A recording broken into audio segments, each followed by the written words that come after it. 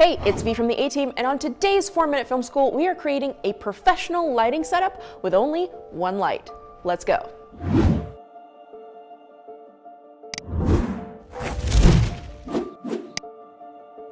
I'm here with Hunter Gulan, a commercial DP. He works in a lot of music videos, but today we are going to do an experiment. What are we going for?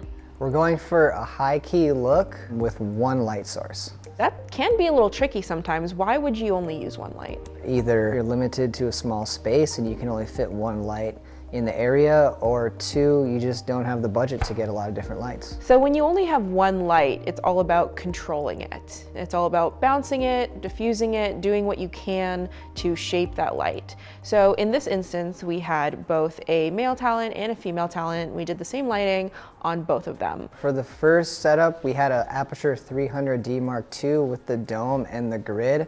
And we focused it at a 3/4 angle, upwards down at the talent to give them kind of a nice, almost completely frontal look on their face, almost wrap all the way around, and that gave us a good starting point to start modifying the light from there and make it into a more high-key look. What are some of the advantages of the dome and the grid together? It reduces the spread, so it focuses it more in one direction. So when you place just one light on someone's face, whether it's a hard light or a soft source, you're still going to have a pretty significant contrast ratio between the light side of their face and the dark side of their face. So how do you augment that? We started out by bringing in a shiny board. We brought it in camera left, just to the right of talent. We brought it in really close to fill in the shadows and bring up the talent's right side of their face. We brought it in close enough to where it was wrapping around the back of the talent and almost made it look like it was a whole nother light source. Yeah, you can use a shiny board or a mirror. When I was starting out, I even used a piece of cardboard and just taped tinfoil to it, and it worked great. Yeah, anything that reflects the light, it's gonna seem like an additional light source. What else did you add to shape that light? So secondly, we took a 4x4 foam bounce card and placed it right under talent, bouncing the light we were getting from the 300D back up into the talent, really filling in those shadows underneath the chin, nose, and eyes. I use this a lot in beauty lighting as well. And then you also had a kicker off to the side. So lastly, we had a 5-in-1 reflector, gold side, off to camera right, talent's left side, really just bouncing the light back in, giving a little bit of highlight in the hair. And I chose to use the gold shiny side because both of the talent's hair color was more kind of on the darker side. So of course the 300D, big, powerful LED light, if you were to do this on a budget, what would you substitute? For the second setup, we bounced a 672 off a foam bounce card back through an opal frost diffusion to really give it that same soft look that we were getting from the light dome on the 300D. So let's see both of those shots together, the higher quality LED and the more budget-friendly option.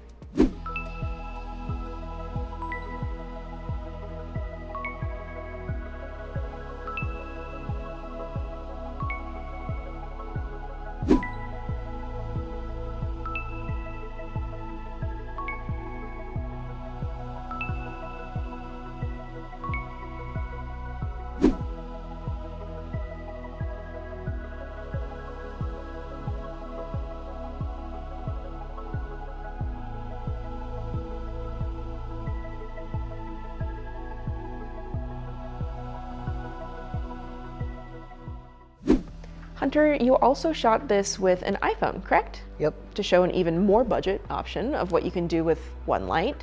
Did you change any of the lighting at all?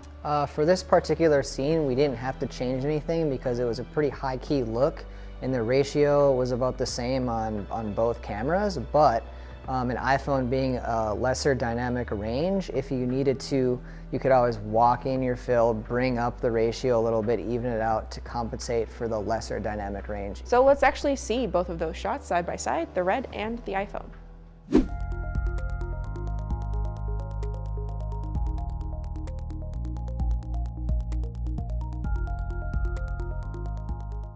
All right, Hunter, if we're gonna do a high-key lighting setup with just one light on a face, what are some takeaways? Create a soft key. That can be either with a light dome or some sort of diffusion, bouncing it, whatever. 2 is fill in the shadows as much as you can to create an even ratio across the face. And 3 is bring in something kind of shiny with some punch that you can kind of edge the talent with and make it seem like there's almost a second light source there.